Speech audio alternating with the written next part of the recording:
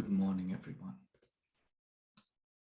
Let us come into a comfortable position to start our meditation practice for the day. Taking a gentle, deep breath in, breathing out, relaxing the mind, the body. Taking another deep breath in, centering yourself into the present moment here and now. Breathing out, relaxing.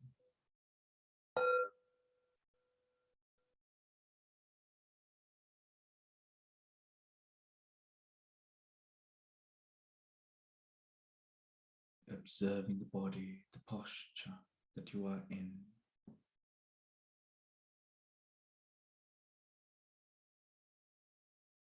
Letting go of the past and the future. Coming into the present as you observe the body, the motions found throughout the body. Being aware of the body, sitting here in meditation, gently guiding your attention from the body to the breath at the tip of the nostrils, the chest, or the abdomen, observing the motions of the breath.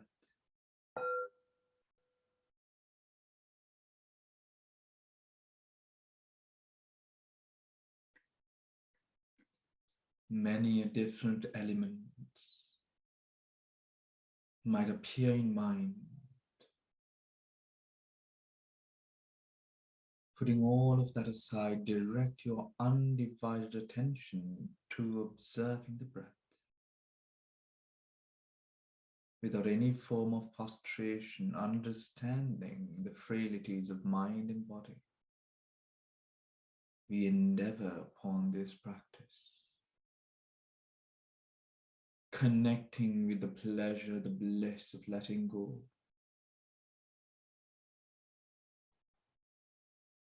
Identify how tranquil it becomes when we are basing our awareness upon the present, disconnected from the past and the future. The tranquility that arises when the judgment stops, when the comparisons stop, when the ego concedes self-rooted dialogue in the head just comes into silence as you simply observe the rising and falling of the breath. Observe, observe, observe.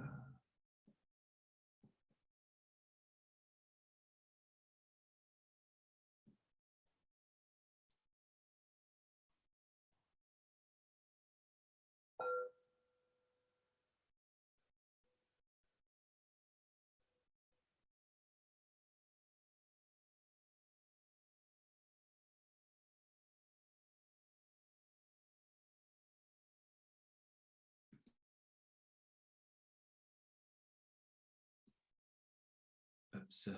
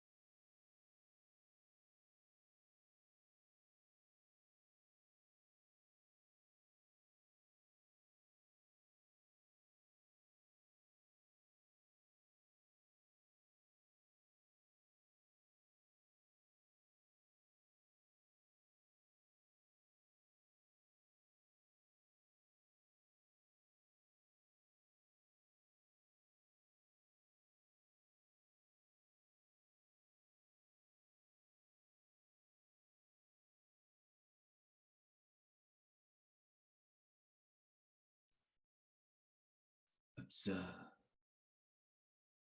observe,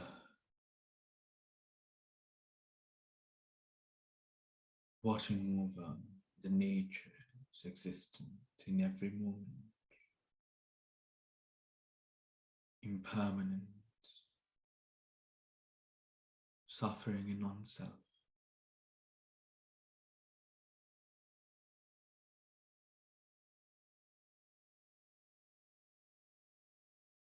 But as this nature, as these characteristics of life exist, in what way do we cling on to these different phenomena that arise?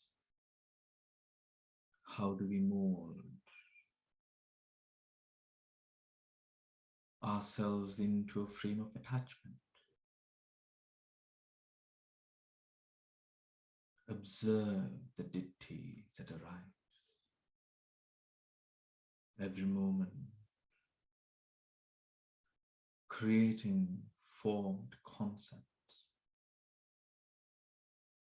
clinging, clinging. Observe without any clinging the motion of the breath, without a person, simply observe, without self, observe, watch as the whole experience becomes lighter and lighter, lighter and lighter.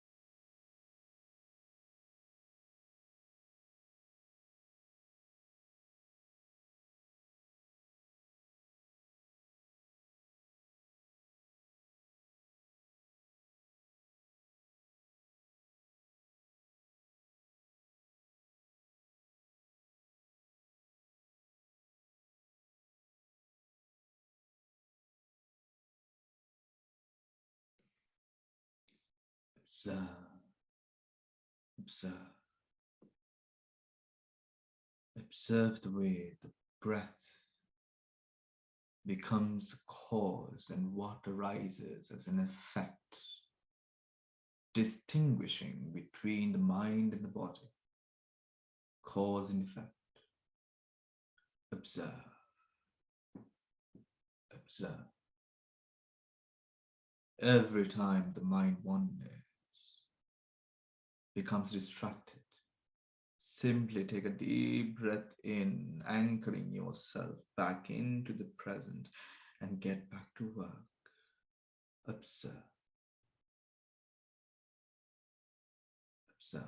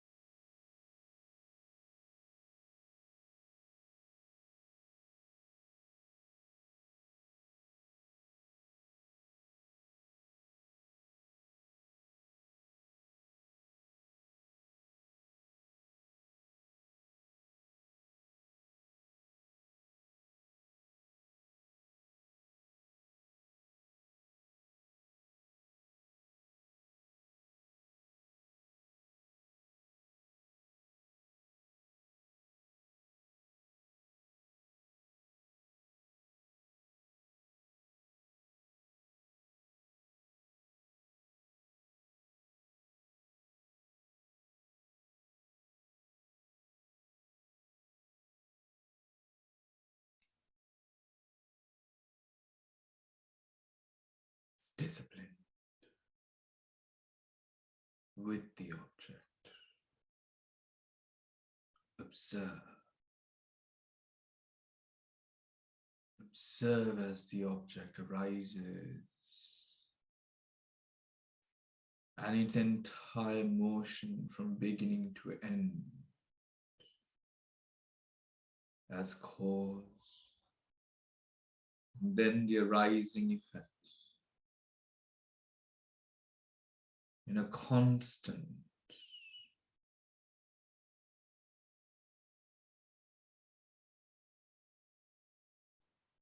series of arising and passing away,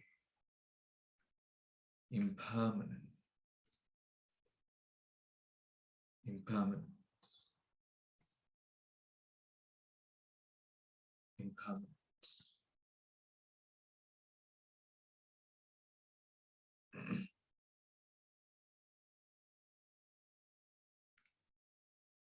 impermanent.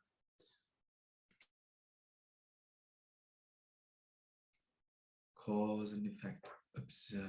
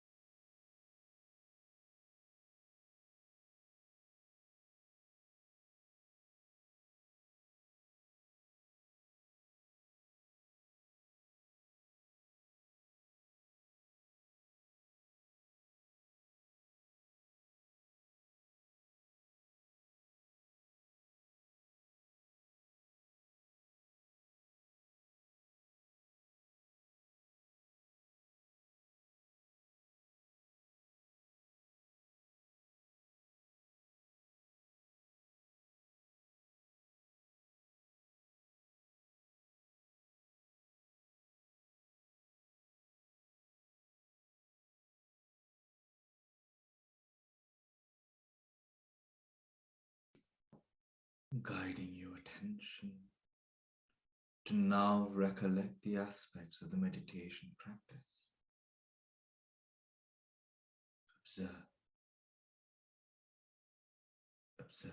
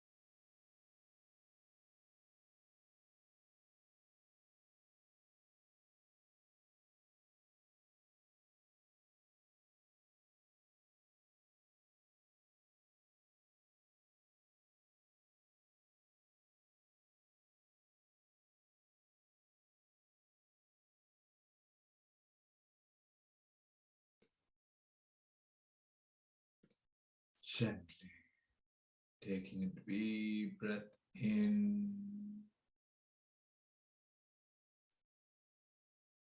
breathing out, relaxing deeper and deeper.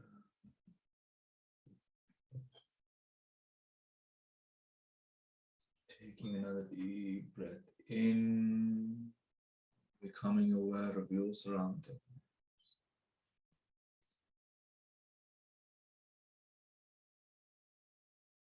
Breathing out, relaxing, relaxing.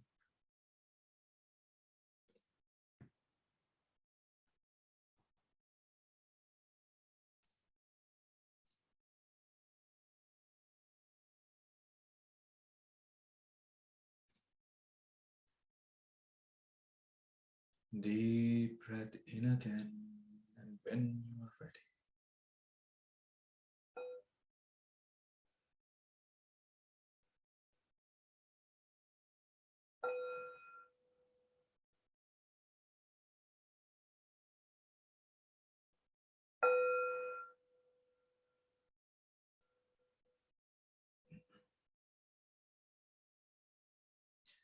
sadhu, sadhu, sadhu.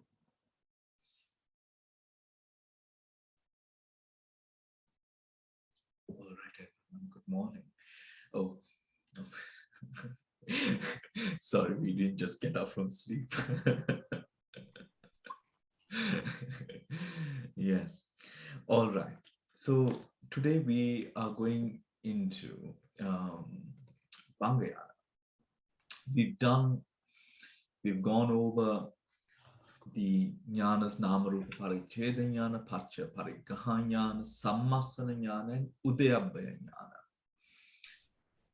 The Namarupa Paricheda Ñāna was essentially when we draw parallels with the purifications, it was about Ditti Vishuddhi, or the purification of view. The knowledge of discerning conditionality, which was Pacha Parigaha Ñāna, the knowledge of comprehension, Sammasana Ñāna, and the knowledge of arising and passing away, Udayabhaya Ñāna, all belong to Kankha Vitarana Vishuddhi, which is the knowledge of overcoming or purification by overcoming doubt. Right? Purification by overcoming doubt. Ditti Vishuddhi was a purification by view. Now, today we come into, or what we must do, or the Vipassana Ñāna we must go into today, is Bhanga Ñāna. Now, Bhanga Ñāna is not essentially about Magga Ñāna Dasana Vishuddhi, or purification by knowledge and vision of what is and what is not the path, right? But it is the one after purification by knowledge and vision of the course of practice. Patipada Ñāna Dasana Vishuddhi. So Bhanga Ñāna, the knowledge of dissolution, falls under the purification by vision of the course of practice. Patipada Ñāna Dasana Vishuddhi, right? Patipada Ñāna Dasana Vishuddhi. So it would only be fair then for us to sort of, before coming into the Bhanga Ñāna, to go over what is or how does the fulfillment of Magga Ñāna Dasana Vishuddhi arise? Or how does the purification by knowledge and vision of what is and is not the path arise? How does that arise? That arises, or that Vishuddhi arises in this manner. When we have, right, when we've gone through the purification which comes about with Sila Vishuddhi or morality, the purification of mind, and then the purification of view, and then through the processes of overcoming or purification that has come about by overcoming of doubt.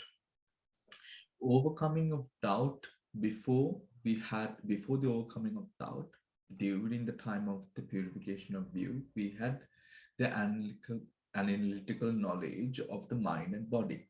Nama Rupa Paricheda Ñāna. Nama Rupa Paricheda Ñāna and the following Ñānas before Bhanga Ñāna, which is knowledge of discerning conditionality, Pacha Parigaha Ñāna, how does something arise?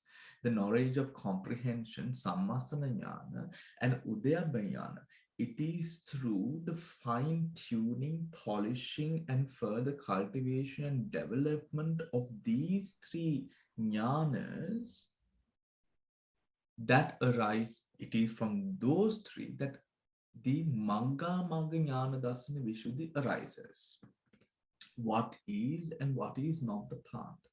Remember, if we take ourselves back to when we were discussing the earlier Vishuddhis, we went over how with every step that we take, how we approach a position of clarity with regards to what we observe and see.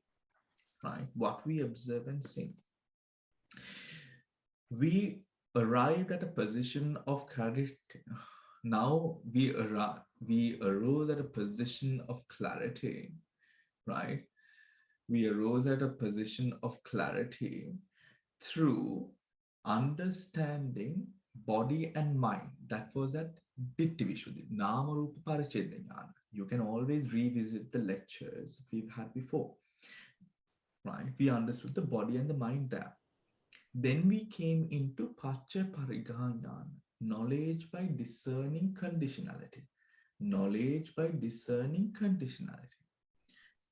Based on what has this arose? Based on what has this arose? What is the cause? What is the effect? Right? What is the cause and what is the effect? What is the connection between the mind and the body, or the body and the mind? What arises afterwards? Right? What arises afterwards? This was discussed in that position. Then we had Sammasana Ñāna. Right? Sammasana Ñāna was the clarity that we gained towards the mind, the object, and the body, isn't it? You can always again revisit the lectures, right? The clarity we knew or we understood with wakeful attention about the distinctiveness of the mind, the body, and the object, right? And the object. What was the other Ñāna? The other Ñāna following Sammasana Ñāna was the Udayabhaya Ñāna, which is the knowledge of arising and passing away. At this stage, we are very clear upon the moments with clarity, right? Of the moments where phenomena arises and passes away distinctively with great amount of clarity. When these jnanas arise, there arises a sense of course, it arises with a sense of samadhi, where when we use the word samadhi, the hindrances are suppressed, the mind is able to see, to observe, without any of those sort of blunders of mind that we make in misunderstanding what the situation might be. Right? There is a connectedness that we have to what we see in terms of its position and place in reality. Right? Now, we spoke about when that is fine-tuned, we understand what is the path. We have an essence of what the path is. Right? Now, for example, where can thoughts in meditation arise where we sort of take something up which is not the path? For example, the attachment that we have upon the nimitta, the objects that arise, right? The attachment that we have, or for example, the attachment that we have to pleasure and comfort. Right? Not to say that we must be ready or we must sort of be exactly to say the same thing. Not to say that we must be ready to sort of fight a war in our minds. No.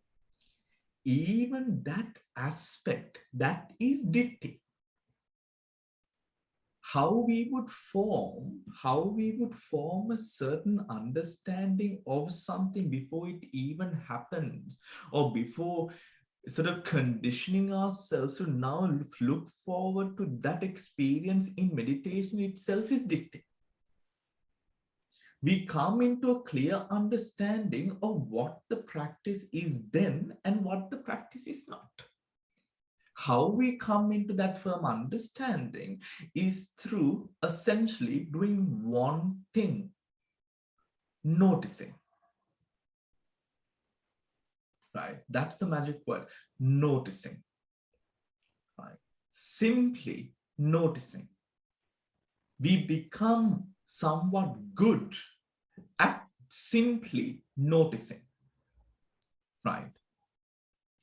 Even with, now we come, that is how Bhanga Ñāna Dassana Vishuddhi arises. You come into an understanding of what the path is and what the path is not. It is not a blur area for you, right? Now, let us move on to the next. The next is Kanka Vitarana Ñāna Dassana Vishuddhi. Kanka Vitarana Ñāna Dassana Vishuddhi I'm sorry, Patipada Ñāna Dasana Vishuddhi. Patipada Ñāna Dasana Vishuddhi is a purification by knowledge and vision of the course of practice, right? Of the course of practice. Now, what is this, right? Now, this is a matured stage of Udayabhaya Ñāna, right? This is a far more matured state of Udayabhaya Ñāna. Now, I'm sorry for all these Pali words. It might be sort of confusing with all these Pali words. It is a matured state of Udayabhaya Ñāna. And the first Ñāna that we have in this position is Bhanga Ñāna. Bhanga. Bhanga is dissolution, the knowledge of dissolution. Right? Knowledge of dissolution. Now, from the foundations that we have created, or rather cultivated and developed, from the foundations that we have cultivated and developed, we form this understanding. We form this understanding of what the mind is, what the body is, what the object is, the object of meditation or whatever object that we take, the objects of the six sense bases, what they are, and its cause and effect, how the mind can become a cause for the resultant mind or the body to change, or how the body can become a cause for the resultant mind or body to have or experience a difference, right? We understand, or we come into or cultivate this sort of understanding through our meditation practice. What we truly then realize is the formation of personality and characteristics, and how this formation, or what are the mechanisms that are in place that have aided in the formation of the being. That is essentially what we realize and see, this being, right? We come to realize in that process the effective existence of ditti and how we hold on to that ditti during our lifetime, right? Even when we went through, I think it was in our Sutra class maybe, or in our Abhidhamma class, I can't quite remember. But remember when we sort of evaluated upon the three types of conceit, and we came into sort of the realization that even the linguistic term or the linguistic manner in which we try to measure our superiority or inferiority with another person, or our similarity with another person, is in all three of its ways an illusion of what we sort of create, right? So assuming that my thought pattern is more important than your thought pattern, or based on our thought patterns we are inferior or superior to one another, itself is an illusion. These illusions, these dittis that we cling on to, that is what we separate through our meditation, isn't it?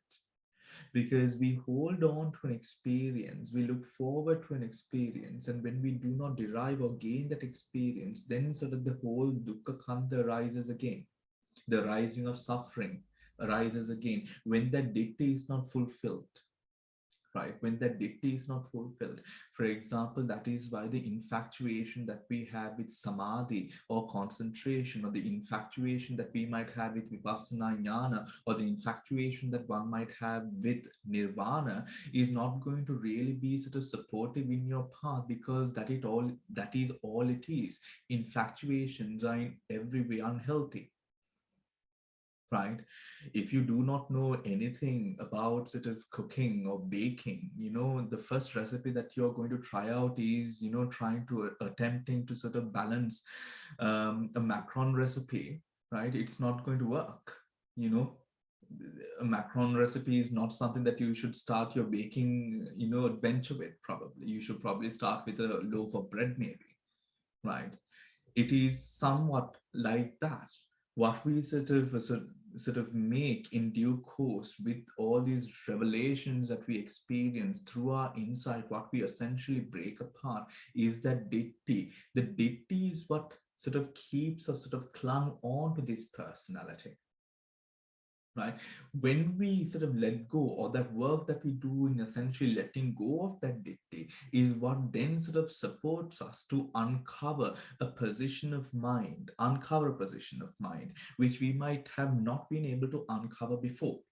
Example, when we cling on to the attitudinal or the attitudinal understanding, where we have now come to realize that the body has disappeared, right? Where the body has disappeared. Now, whilst we might not have already realized this, the body just not just disappear. It disappears and it arises again. It disappears and it arises again. Cause and effect will always be at play. The mind and the body will be in a continuous sort of cause and effect position. But because we have now clung on to the position, or we have in one way embraced the position that the breath has disappeared, the body has disappeared, now the only thing that we come to realize is that it has disappeared. But we do not realize that the mind that we observe the disappearance of the body is a reappearance of a phenomenon. Or the sensation of disappearance itself is the body. Do you get what I mean by the sensation of disappearance? The way that we measure or come into understanding that the body is no more, that sensation that we might sort of see, or the lightness itself that we might see, we might at first take it as no body, but the lightness existing itself is a sign of body. But arising and the process of arising and dissolution happening so fast that we might not realize that this is the body. We might assume. Now see, the attachment to the concept that this has disappeared keeps us from seeing that it has appeared again and disappeared. This happens a lot with anapanasati, with sort of the body contemplations, all of those practices. Now, coming into Bhanga Ñāna. Bhanga Ñāna has two, right? This is continuing, right? So there is a link and connection you will see at the end. Coming into Bhanga Ñāna, the knowledge of dissolution. The knowledge of dissolution has two specific points that we observe. When an object, now as we have realized, everything that arises passes away. We might not have seen everything that passes away, but we know as a concept that everything that arises passes away. So in every way, this knowledge is not about not about the application of a concept, but it is about the realization of insight on your own without the concept. So when we would observe the breaking away or the breaking down or the dissolution of a certain concept, one comes to realize that the concept goes through a process, or that process of dissolution goes through two processes of dissolution. One process of dissolution that we initially saw goes through two processes of dissolution. What is that? In the process of awareness, there are two things that we become aware about. One is the object. Two is the mind that is aware of the object, or takes the object rather. The first that disappears or goes through a process of dissolution is the object. The second that goes through or experiences a process of dissolution is the mind that takes the object. Do you understand? The knowledge of dissolution is then the realization of the falling away of the object, one, two, the falling away of the mind that takes the object. Do you understand?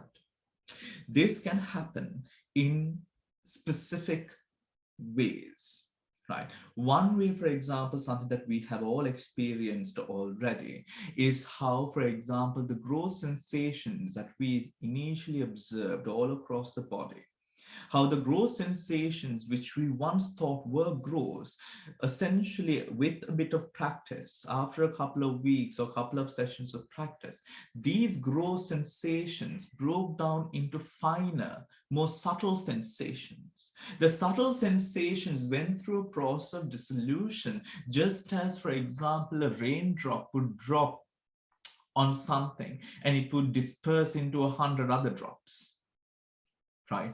In a way that something, in a way that a solid sort of mold of soil, when thrown, would sort of disperse into 100 little molds, little spots of soil into different areas. Or if a ball of ice was thrown onto the ground, how the ball of ice would then disperse and then break upon the ground into 100, 1,000 other little spots of ice. Do you understand? Right? In the same manner, this dissolution would be experienced. We can have different other examples. Now, this dissolution, what we come to notice with with Bhanga Ñāna and Vishuddhi, or the purification by knowledge of what is and what is not the path, is the importance of noticing, right? Simply noticing, the importance of noticing. The second, what arises after Bhanga Ñāna and Vishuddhi is, of course, this Vishuddhi, which holds the Bhanga Ñāna, which we are discussing today, which is a purification by knowledge and vision of what the course of practice is, Patipada Ñāna Dassana Vishuddhi. In the Patipada Ñāna Dassana Vishuddhi, what we then come to realize is the importance of simply noticing. Simply noticing. Where the infatuations that we might have, all of those, okay, I must attain to samadhi, I must attain to this, I must go into this jhana, I must experience this vipassana, all of that must fade away. Right? Because as long as that position is there at this point, remember, we are talking from the position of a person who has cultivated sammasana jnana and going into now, through udyabhya jnana, going into now Bhanga Ñāna, right? But it gives us an essence of right attitude. Samma Ditti, Samma Sankappa gives us an essence. So don't think that you will be able to do it perfectly from the get-go, but this is the path. And what is the path? The path where you're simply noticing. When one simply notices, one builds up the skill of being able to now observe without self arising. And one of the main ways that self arises in our practice is, again, through ditti, view. Right? The more that we allow this view to take place, remember, you're molding, you begin to not truly experience, but to mold out what you think you experience. Right? Which we stop. The more often ditti comes into our practice, what happens is we tend to show ourselves or create a world within ourselves where we now create the things that we want to see and experience. Right? Again, this sort of self-concept coming into play. What we try to do is simply to notice. It is in the process of simple noticing that we come to notice that when it comes to dissolution, there is the object, the physicality, the taking of that object, and then the mind that takes. Now remember, our eyes are closed. Let's take that example. Your eyes are closed. Now it appears, let's say your throat is dry, right? Your throat is dry. And all of a sudden you think, some water would be nice at this point, right? Let's just take like a silly example, right? Maybe it's not so silly. Maybe we actually think that. Huh? Throat is dry, tongue is dry. I could do with some water right now. That is the object, you see, right? The moment the water comes into your mind, the moment the object took the dryness in your mouth as an object, right? And now it started working with, the mind took that object and went further with that object. Do you understand? And now the dryness, now see the motion. The dryness is, at first, that was the object. And then what can I do about the dryness becomes the question. Now water becomes the object, right? Now you see the dryness was initially the object. Now the dryness ceased, went through the process of dissolution, and then the mind that took the object arose, right, and worked with the object arose, and that also went through the dissolution. Now what happened? Took what as the object, right? Now that is the object. That also went through the process of dissolution. Now you're thinking, how can I get the water? Should I open my eyes, or it's right next to me? Maybe I can do it without opening my eyes.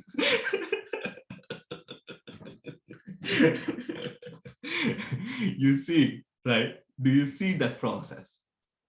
Right? This becomes evidently clear simply through the act of noticing.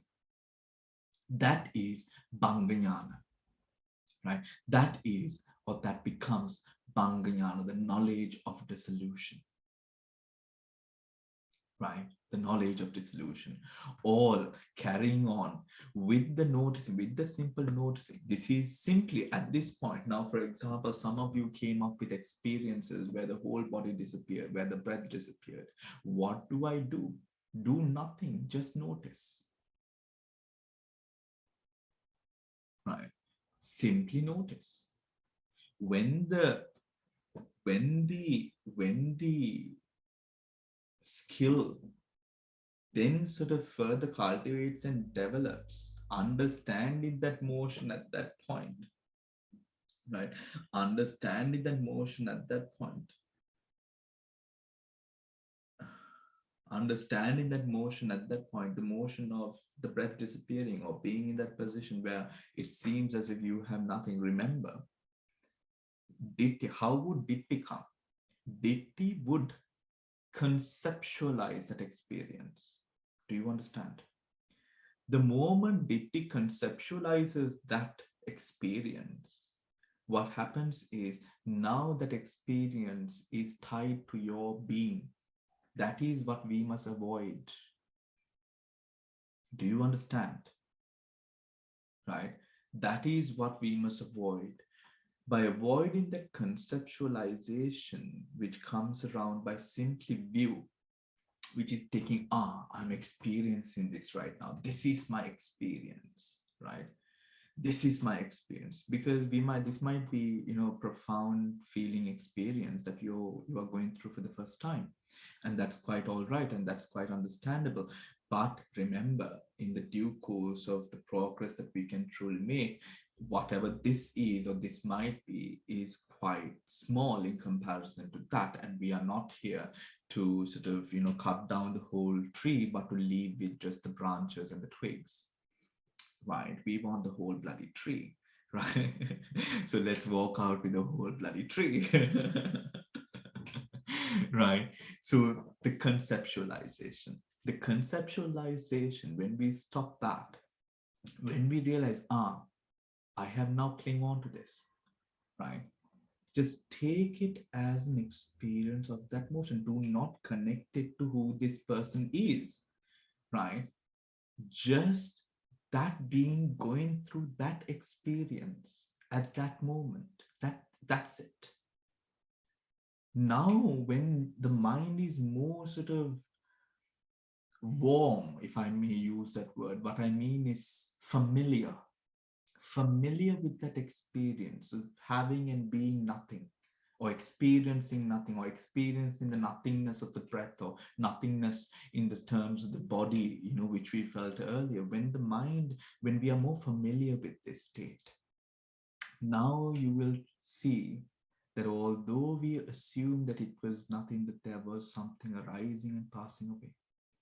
Even if it is the body, even if it is the mind that is thinking, right? The lightness. Now, for example, if we might take now this, it might be about a kilo, right? Yes, it's, like a kilo, right? And for example, this pen that I have is substantially lighter than this, right? This is lighter than this. But although this is lighter, the pen is lighter than the bell, do we encroach upon its right to be known as an object without weight? No, it has rights too. Right? It has a weight, right? Whether it's 10 grams or low, whatever it is, it has a weight. So we can't say that it is no more just because it's considerably lighter. Do you understand what the point I'm trying to make?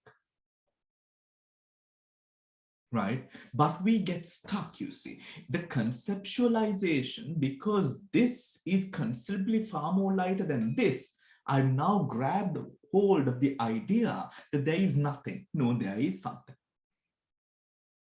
You've just not realized it. So what do? Get better at simply noticing.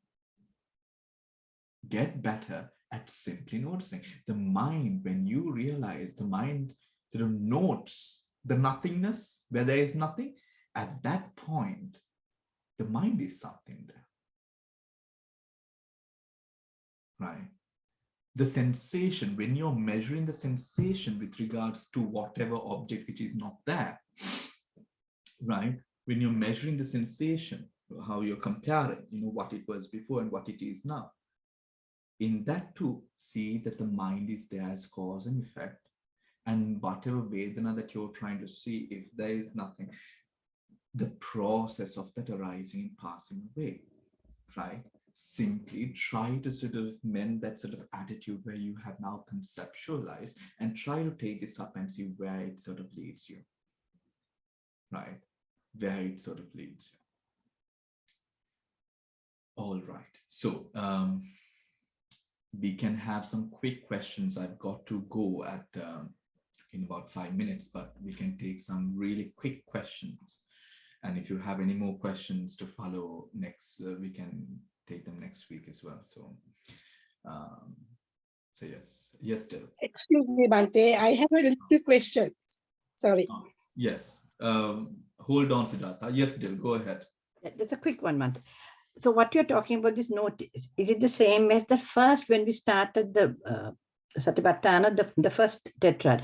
Pajanati, breathing, just note Pajanati, Pajanati. You went on forward those Pajanati till you went to Sikkati. That's experiencing. So these same words you're using, experiencing and noting. Is that the same thing? You just note, it's the same thing? Yeah, it is the same thing. But when we say notice, I think it is a sort of a harmonious balance between Pajanati and Sikkati, right? Because here the noticing, right? Because noticing speaks about insight. And insight, why insight or how insight becomes insight is essentially when what you see is yours, right? So Pajanati and Sikkati. Sikkati. Right. Thank you, Bhante. Thank you. All right. Sujata. Just one word only, Bhante, just one word. Ditti was an English word for ditti, used it. Ditti is, the English word, ditti is Pali. The English word for ditti is wrong view. Yeah. But here I'm just using it in the sense of view, right? In the sense of view. Wrong view. And wrong view comes to be when it is connected to self, Atma. Atma, right. Yeah. Okay. Thank you, Bhante. I think I got it now. Thanks. Shriyani? Bhante, I learned some time ago about this Bhanga Ñāna. When you have a pain, I was told to watch the pain and stay with the pain and start seeing the pain appearing and disappearing, and it's start from the shunyata and it disappear into the shunyata. Yeah. Well, the thing is, we can watch the pain, or watching of the pain is something that we might do. The Buddha has specifically spoken about it, about watching the mind, watching the pain, where we watch the dissolution. But here within the phase of Bhanga Ñāna, we are specifically focusing upon the dissolution only. Dissolution itself becomes the main object of practice, through the medium of the breath. Right, so that Bhanga that I do at that stage, which It's is different. earlier to sort of, overcome pain, overcome mental disturbances and all of that. And then the Bhanga that we might do at this moment in time would be completely and entirely different. Oh, I see. Thank you, Bhante. Right? Yeah, Would thank be you. completely and entirely different. Okay. Yeah. Anything else really quickly? Shri, okay. That's it. If you have any questions, we can discuss it again next week. I'm not sure whether we'll be having a class next week, because I'm supposed to go see Satguru next week, but I will put it on the group if we are not having a class next week on Sunday. So anyways, take care, everyone. Have a lovely rest of the day. And yes, I'll see you all tomorrow, the Abhidhamma students. Take care and goodbye. There was a Everyone, Bhante, thank you.